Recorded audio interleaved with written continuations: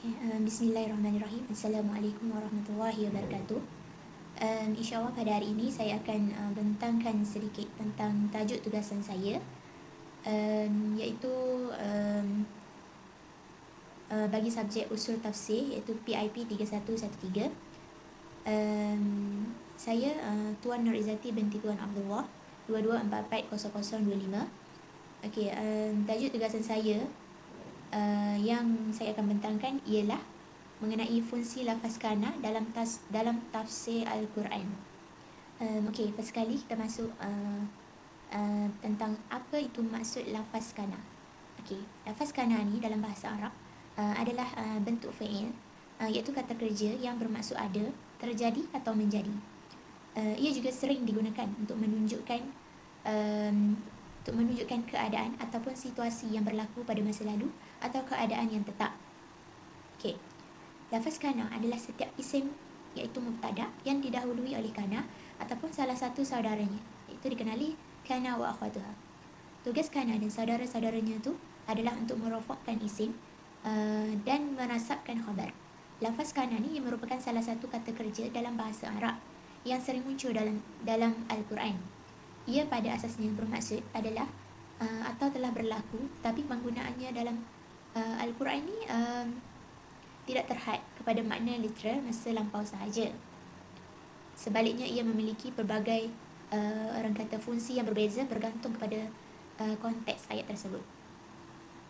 Okay, dalam ilmu tafsir dan nahwu Arab, kana ni dikategorikan sebagai fa'il naqis, iaitu kata kerja yang tidak sempurna kerana ia tidak berdiri sendiri seperti kata kerja biasa, tetapi ia berfungsi sebagai kata bantu yang menghubungkan subjek iaitu isim kana dengan predikatnya iaitu khabar kana. Penggunaannya dalam Al-Quran ini bertujuan untuk memberi makna tambahan seperti penegasan, kebiasaan, ketetapan hukum Allah Subhanahu wa taala atau bahkan kesinambungan sesuatu peristiwa tu. Okey, seterusnya kita tengok kepada contoh basic lah ayat kana ni. Jadi kita pernah belajar lagi. Contohnya kalau kita tengok ni Muhammadun muti'un. Jadi situ kalau kita tengok dia adalah mubtada dan khabar. Jadi Muhammad tu dia dikatakan sebagai mubtada, manakala muti'un tu khabar. Jadi itu ayat sebelum adanya lafaz kana. Okey, seterusnya selepas kana tu dimasukkan dalam ayat tu, jadi dia akan jadi Muhammadun tu dia akan jadi isim kana, manakala muti'an tu dia akan jadi khabar kana. Tadi kan kalau kita tengok muti'un, jadi kalau dimasukkan kana dia jadi muti'an sebab dia merofakkan isim dan menasabkan khabar. Jadi itu ayat basic lah yang kita mungkin kita dah tahu pasal ayat basic kana ni. Okey, antara contoh lain kalau kita tengok sini, Muhammadun sha'imun. Muhammad adalah mubtada, sha'imun adalah khabar. Jadi apabila dimasukkan kana, jadi kana Muhammadun sha'iman. Muhammadun tu jadi isim kana, manakala sha'iman tu jadi khabar kana. Seterusnya yang kedua tu Fatimatun sha'imatun. Dia jadi mubtada. Fatimatun mubtada, sha'imatun khabar. Jadi apabila dimasukkan kana dalam ayat tu, dia jadi kanat Fatimatun sha'imatan. Sebab apa kanat? Sebab Fatimatun tu adalah muannas. Jadi apabila muannas, dia kena tambah ta lah. Kanat Fatimatun sha'imatan. Jadi Fatimatun tu jadi isim kana, manakala sha'imatan tu jadi khabar kana. Itu adalah beberapa contoh ayat yang basic lah jika dimasukkan kana dalam ayat. Okey, seterusnya kita masuk pada fungsi lafaz kana dalam tafsir Al-Quran. Okey, lafaz kana dalam Al-Quran banyak digunakan berkenaan dengan zat Allah Subhanahu wa taala dan sifat-sifatnya. Para ahli nahwu dan yang lain berbeza pendapat tentang apakah lafaz tersebut, yang mana ia menunjukkan maksud inqita', iaitu terputus, sebagai berikut, iaitu yang pertama, kana ni dia menunjukkan maksud inqita' sebab ia adalah fi'il atau kata kerja yang memberikan maksud tajadud. Kedua, sebaliknya kana ni tidak menunjukkan maksud inqita' tetapi dawam, iaitu kekal dan terus menerus. Ini pendapat yang dipilih oleh Ibnu Muti. Ia mengatakan dalam alfiyahnya, lafaz kana ni dia menunjukkan peristiwa masa lampau yang tidak terputus. Ketiga, lafaz kana ni adalah suatu kata yang menunjukkan adanya sesuatu pada masa lampau secara sama-sama, tetapi tidak ada petunjuk mengenai tidak adanya sesuatu yang mendahuluinya dan atau keterputusannya yang akan datang kemudian. Okey, seterusnya kita masuk pada contoh ayat Al-Quran yang menggunakan lafaz kana. Yang pertama, kalau kita tengok sini, dia menunjukkan kewujudan atau keberadaan.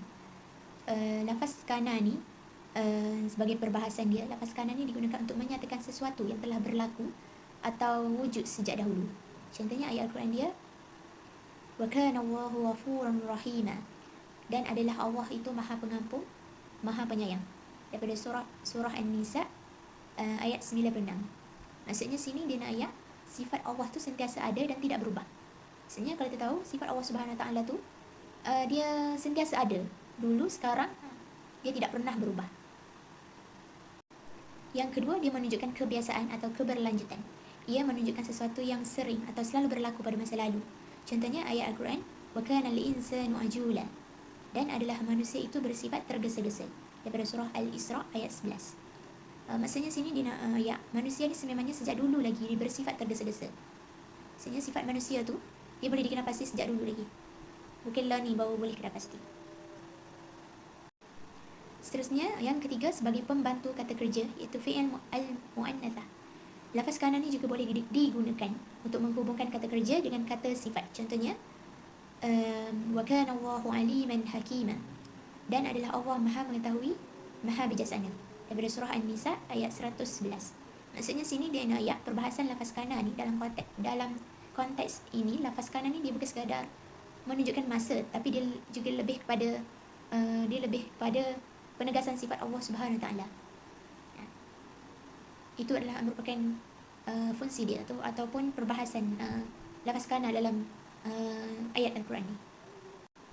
Seterusnya yang keempat, kita boleh tengok dia menunjukkan takdir atau ketentuan Allah Subhanahu Wa Taala. Ia digunakan untuk menyatakan sesuatu yang telah ditetapkan oleh Allah Subhanahu Wa Taala. Contohnya, wa kana dzalika 'ala Allah yasira. Sesungguhnya yang demikian itu adalah mudah bagi Allah. Daripada surah Al-Ahzab ayat 19. Maksudnya sini dia nak ayat ia menunjukkan bahawa segala sesuatu adalah dalam kekuasaan Allah Subhanahu Wa Taala. Maksudnya dalam ayat ni dia nak ayat segala yang berlaku atas dunia ni adalah disebabkan oleh kekuasaan Allah Subhanahu Wa Taala. Okey, kita tengok daripada contoh daripada surah Al-Baqarah pula. Ia menunjukkan keadaan yang sudah terjadi, yang mana contohnya dalam surah Al-Baqarah ayat 213 berbunyi kana an-nasu ummatan wahidatan. Maksudnya manusia itu adalah umat yang satu. Okey, dalam ayat Al-Quran ni, lafaz kana ni dia digunakan untuk menggambarkan sesuatu keadaan umat manusia di masa lalu yang pada awalnya kita tahu yang pada awalnya ialah satu umat sebelum adanya perbezaan. Itu antara perbahasan lafaz kana dalam surah Al-Baqarah. Okey, seterusnya kita masuk pada kesimpulan. Kesimpulannya adalah lafaz kana dalam tafsir Al-Quran ni sangat penting. Sebab apa? Sebab dia membantu kita dalam untuk memahami kesinambungan atau kebiasaan sesuatu perkara tu yang terdapat dalam ayat Al-Quran tersebut. Okey, seterusnya dia juga lafaz kana juga dia menunjukkan sifat tetap dan azali Allah Subhanahu Wa Taala. Jadi kita sebagai umat Islam ni mestilah mempercayailah bahawa Allah Subhanahu Wa Taala ni dia ada sifat-sifat yang tetap sejak dulu lagi, dan sifat-sifat dia tu tidak akan pernah berubah. Okay, selain daripada itu juga lafaz kana juga ni dia dapat menegaskan peristiwa yang benar-benar berlaku. Yang benar-benar berlaku, yang mana segala bentuk peristiwa tu bukanlah khayalan semata-mata. Okay. Lafaz kana juga dia boleh menggambarkan kemuliaan atau kehinaan sesuatu kaum tu. Jadi seterusnya kalau tengok akhir sekali, lafaz kana juga ni dapat menolak sesuatu yang mustahil mengikut maksud ayat Al-Quran yang telah dijelaskan telah. Okay. Oleh itu kita sebagai umat Islam ni perlulah tahu bahawa tafsir yang betul terhadap lafaz kana dalam ayat-ayat Al-Quran tersebut ni sangat penting untuk memastikan pemahaman yang tepat dan betul terhadap mesej yang ingin disampaikan tu. Jadi itu sedikit kesimpulan lah daripada saya. Jadi saya rasa itu sahaja sedikit perkongsian tentang fungsi lafaz kana dalam tafsir Al-Quran. Jadi itu sahaja daripada saya. Sekian, terima kasih.